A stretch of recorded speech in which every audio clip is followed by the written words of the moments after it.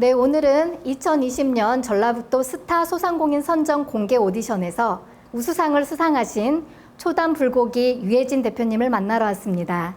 네, 안녕하세요. 네, 안녕하세요. 네, 대표님 본인 소개 부탁드립니다. 네, 여기 전주 이제 한식의 고장이잖아요. 맛의 고장 전주에서 한식을 대표하는 음식인 불고기로 전주식 불고기 전문 이제 대표 맛집을 목표로 이제 9년째 운영을 하고 있는 초담 불고기 대표 유혜진입니다. 반갑습니다. 네.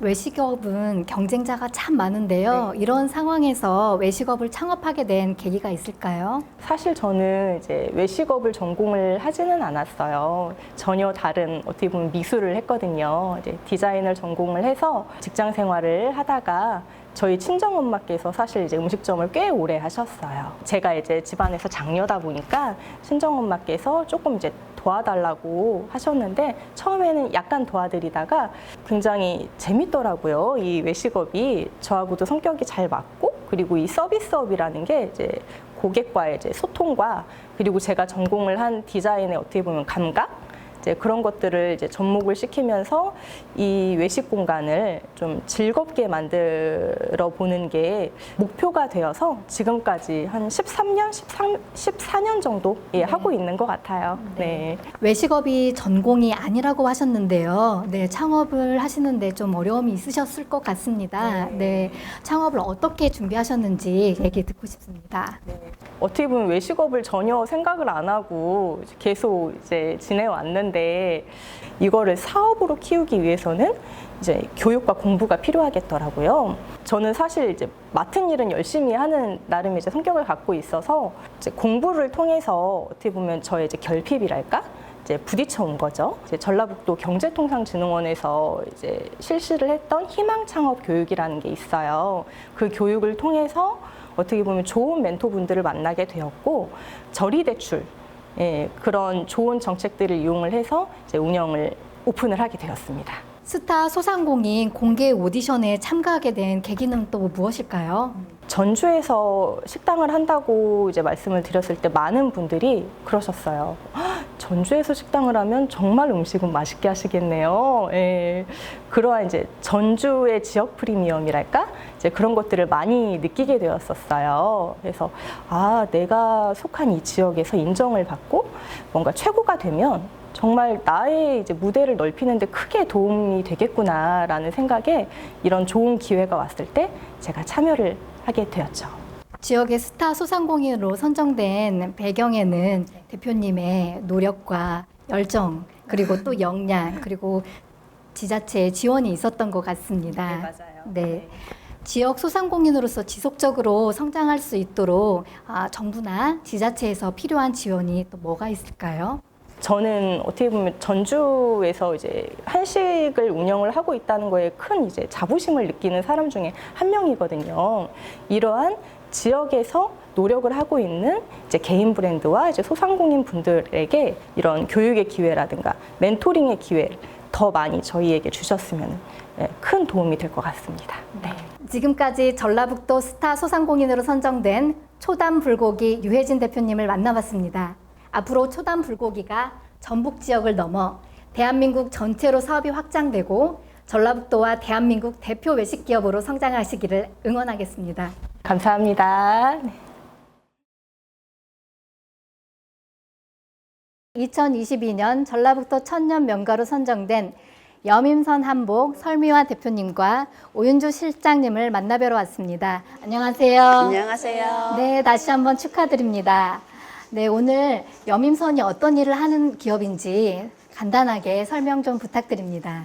네, 저희 여민선 한복은 3대째 가업을 이어가고 있는 한복 매장으로서 10년째 전국 춘향선발대 의상을 제작을 하고 있으면서 각구 한국문화원과 대사관의 초청으로 한복 패션쇼를 하고 있습니다. 올해도 캐나다와 카자흐스탄 한복 패션쇼를 개최했습니다. 네, 3대째 가업을 이어오고 계시는데요. 어떻게 이렇게 가업 승계가 가능했는지 2대째이신 대표님과 3대째이신 실장님께 각각 여쭤보도록 하겠습니다. 저희 일대인 저희 어머님께서 한복샵을 하고 계셨기 때문에 태어나자마자 한복샵에서 먹고 자고 학교 끝나고 오면은 한복 매장에서 놀고 그러다 보니까 환경적으로 한복을 쉽게 접할 수 있어서 그냥 제 실생활이 돼가지고 그 대학교 졸업하자마자 저는 바로 한복 그 샵을 운영하기 시작했거든요. 저는 또래에 비해 한복을 더 많이 접할 수 있었고 자연스럽게 한복 쪽에 더 관심이 가게 되었어요. 그래서 대학교 진로 고민을 하면서 패션 디자인 학과에 다니게 되었고 서양복의 장점과 한복의 장점을 살린 새로운 신한복에 대해서도 관심이 많이 갖게 되어서 새로운 장르를 개척하고 싶어서 함께 하게 되었습니다.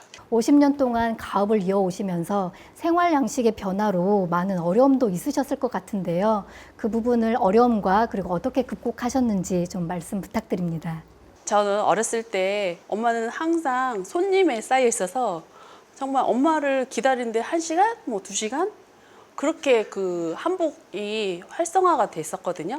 어느 순간 예식 때 신부들이 한복을 안 입고 그래서 한복이 사양 사업이 되어가지고 그때 한때는 좀 힘들었어요. 무형문화재 선생님한테 사사도 받고 서울로 대학원도 다니면서 좀 전문적이고 체계적인 공부를 하기 위해서 한복을 했던 것 같아요. 근데 요즘은 배워도 그 한옥마을의 한복처럼 체험할 수 있는 그런 한복으로 좀 방향성을 바꾸다 보니 이게 사양 사업이 아니고 미래 사업이 될 수 있겠구나라고 생각을 했습니다. 저는 이제 근무한 지 얼마 안 돼서 이제 직접적으로 매장이 겪는 어려움이라든지 어머니께서 겪으시는 어려움을 이제 아직은 잘 모르지만 어렸을 때부터 봐왔던 한복의 느낌과 요즘의 느낌은 많이 다르다고 생각을 해요. 저도 잠깐 이제 생각을 해보면은 예전과는 다르게 조금 불편하다는 인식이 많고 그냥 어쩌다 한 번 입는 특별한 한복이라는 생각을 많이들 갖고 계시는 인식이 더 많이 있어서 예스럽지 않은 옷? 그런데 또 이제 한복의 장점을 갖고 있는 제가 이제 서양복과 접합을 해서 새로운 장르를 개척하고 싶다고 했는데 사람들이 갖고 있는 한복은 어쩌다 입는 불편한 옷 이제 구입을 하더라도 그냥 이제 옷장에 잠깐 오랫동안 넣어놓는 그런 옷이라는 인식을 조금 개선을 하고 싶다라는 생각을 조금 갖게 되었어요. 지역의 기업이 가업 승계를 통해서 지역의 특성을 살리면서도 지속 가능한 성장을 할 수 있도록 정부나 지자체에서 필요한 도움이 있다면 무엇이 있을까요? 요즘 K한류 열풍으로 한복을 시선이 좀 집중되고 있거든요. 그래서 그 정부에서나 지자체에서도 한복을 부흥을 더 부흥하기 위해서 많은 지원을 하고 있긴 하지만 저희 이제 3대 이제 젊은 피가 왔잖아요. 그러니까 젊은 피가 좀 더 활발하게 움직일 수 있도록 청년 지원이나 그 사업적으로 그런 거를 좀 정부 지원을 많이 했으면 좋겠습니다. 저는 이제 서양복을 공부했다 보니까 패션쇼 쪽에 관심이 더 많아요. 근데 한복이라는 특수성 때문에 국내에서는 한복 패션쇼의 기회가 적은 건 사실이에요. K한류의 열풍에 힘입어서 해외에도 한복을 알릴 수 있는 패션쇼를 열 수 있는 기회가 조금 더 자주 있었으면 하는 작은 바람이 있습니다. 네, 감사합니다. 지금까지 전라북도 천년 명가로 선정된 여밈선 설미화 대표님과 오윤주 실장님을 만나봤습니다. 앞으로 여밈선이 전북 지역을 넘어 대한민국 그리고 세계로 전통 의복과 전통 문화를 알리는 선도 기업이 되시기를 응원하겠습니다. 감사합니다. 지금까지 전라북도 소상공인 현황과 실태를 알아보고 소상공인 지원기관, 우리 지역 소상공인들을 만나봤습니다. 소상공인은 지역 경제의 근간이자 국가 경제의 근간입니다. 소상공인이 살아야 지역 경제가 살아나고 국가 경제가 살아납니다. 그러나 소상공인을 둘러싼 대내외 경제 환경 변화로 소상공인 경영이 녹록지 않습니다. 이에 전라북도에서는 제2차 소상공인 종합계획을 수립하고 소상공인 현장 밀착 지원을 통해 지역 소상공인 경쟁력 강화, 골목상권 활성화, 영세 소상공인 안전망 강화 등 체계적 지원 계획을 마련해야 할 것입니다. 앞으로 전북연구원에서는 지역 소상공인의 성장과 발전을 위한 연구를 꾸준히 지속하겠습니다. 감사합니다.